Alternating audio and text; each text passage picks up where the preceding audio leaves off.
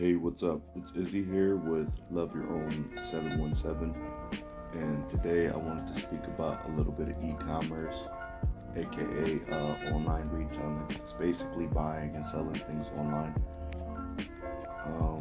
specifically through eBay. Now, there are other apps. As you can see on my screen, I have LetGo and I also have Mercari, but my primary spot to sell things is eBay. Amazon is also an option, but I think you have to pay for some kind of subscription, or if you're selling multiple things, I think Amazon would be the better way to go. Mercari is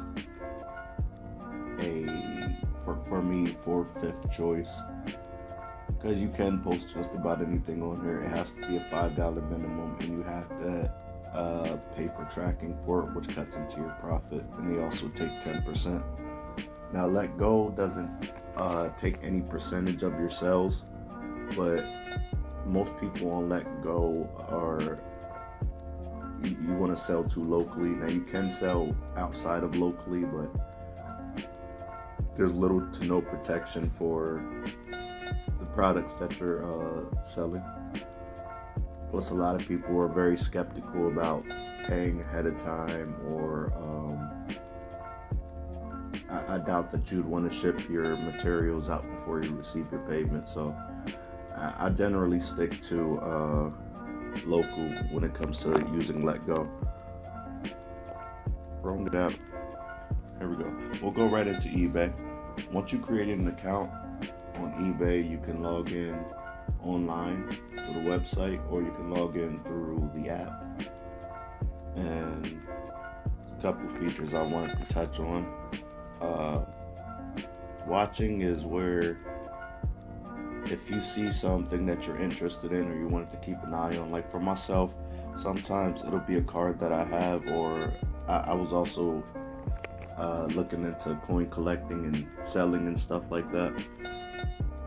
Sometimes I'll put those on my watch list to see if the price goes up or down.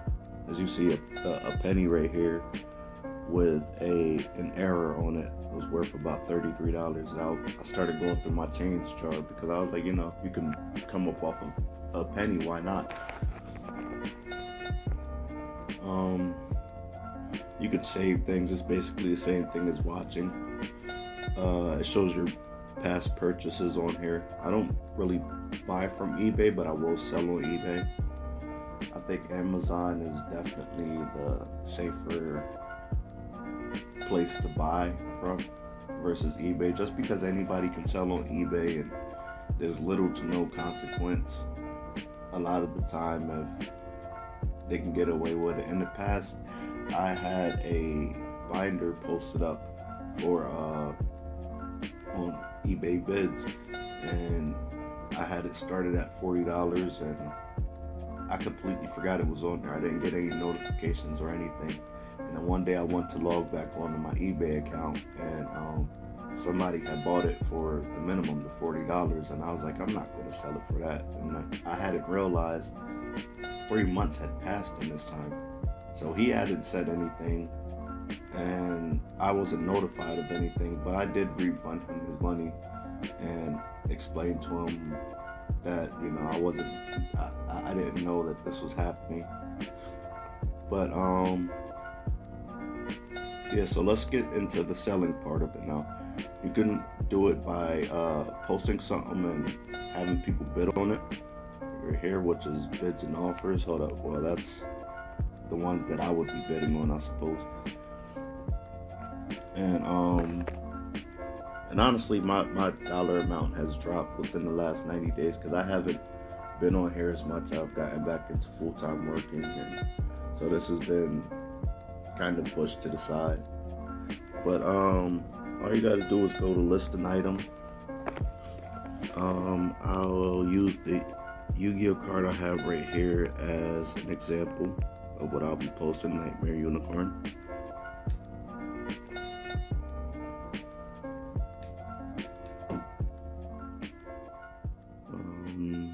Ultra rare.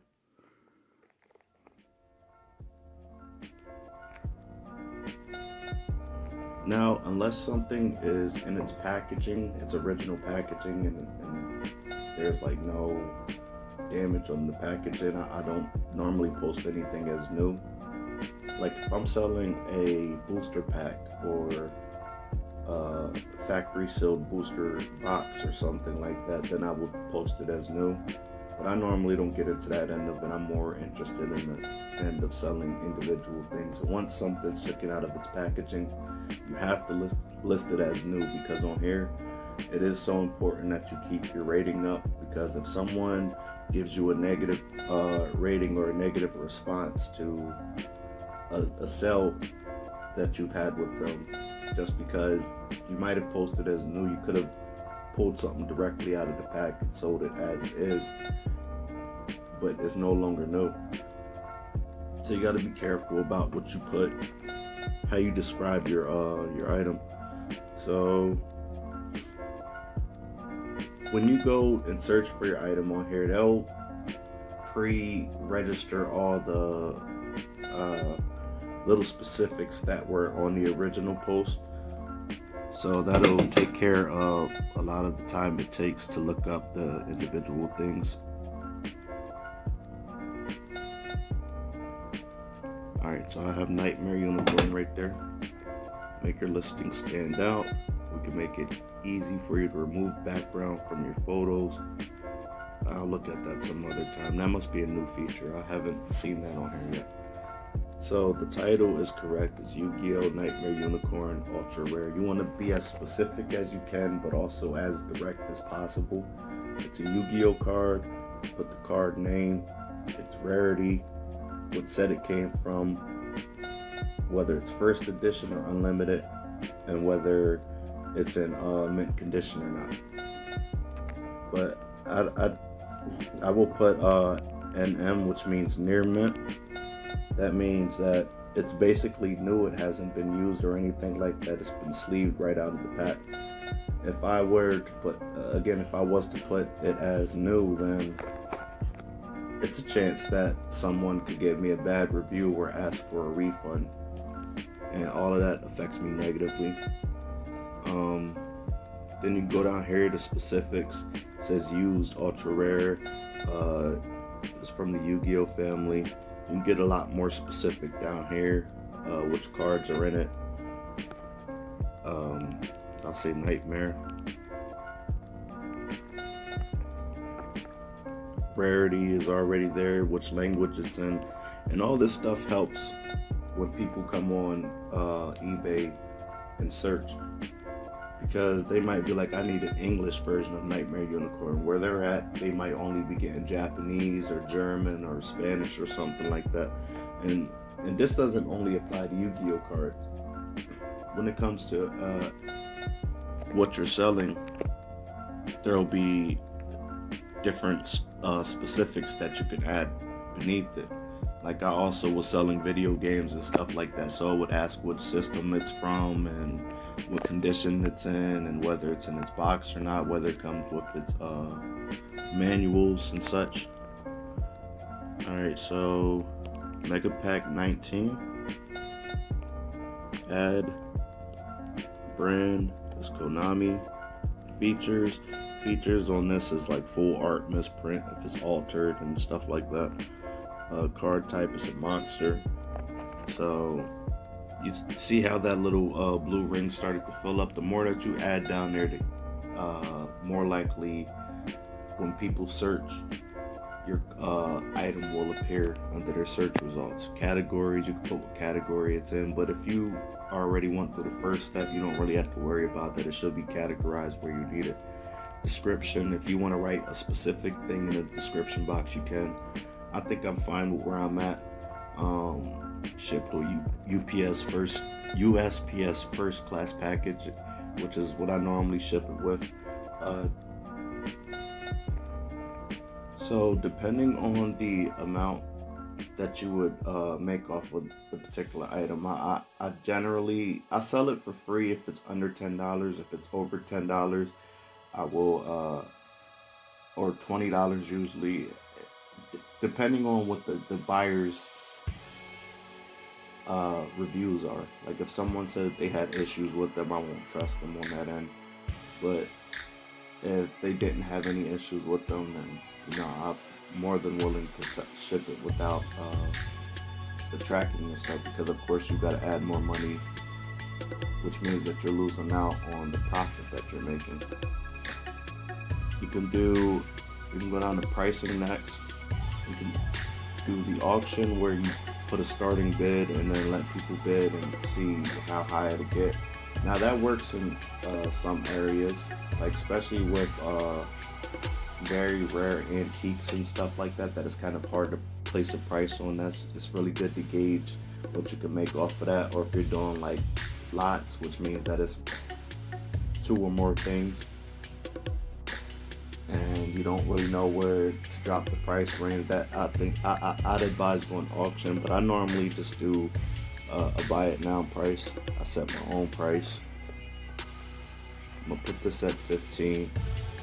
Easy pricing is starting 10 days after the listing. Will lower it 5% every 5 days until your item sells or gets to 240. That's going to change. It's not going to be 240. It drops to I think like 60%. So it'll be around $10 is when it'll stop dropping. You can also put how much someone can offer you a price. Like say they want to get it for $13 or $14. If you're with that, then go for it.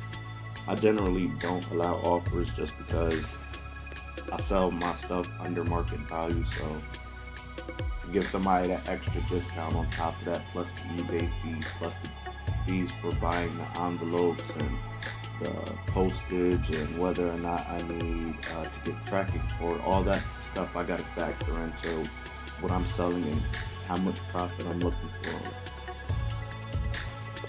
You can also put how many you have down in the quantity area down there. If you're not ready to have it posted immediately, you can turn the scheduled time on and then choose when you're ready to have it posted. So like if you order things ahead of time to resell, or you get things at a later date and you're looking to resell them or do something with them to alter them and then sell them, then that would be an idealistic time to use that feature. Delivery, they got a bunch of different settings that you can look through. If you're or you could ship for free as well. I haven't been on here in a little bit, so all right, here we go. No, that's not it. Shipping service. There's a way that you can offer free shipping right here. Free for the buyer, you pay for shipping. I use this for very light things that I can just kind of stick a stamp on and ship out, because that's the cheapest way to do it. They also have, like first class, FedEx Ground for home delivery, UPS Ground, priority, next day, same day shipping. Look through all of that depending on what your needs are. You can offer to ship internationally, which I usually keep that active. I haven't had any international sales yet. Everything has been within the US. So it does say that they will automatically charge them the international fees, so that's a good thing. You can also put the dimension of your packages in there as well, like how much it weighs, what size it is. They'll give you an estimate of it, which would generally be cheaper than going to the post office and paying their prices. If you can afford to print your own labels, which is dope. Payment methods. Got a couple different options. PayPal, you can do direct deposit, I believe. I think you could save it on here as like credit. There's a couple other things. If you would like to donate a portion of your sales to charity, you can do that as well. Alright, so I'm gonna go to list my item because I'm done as far as this goes.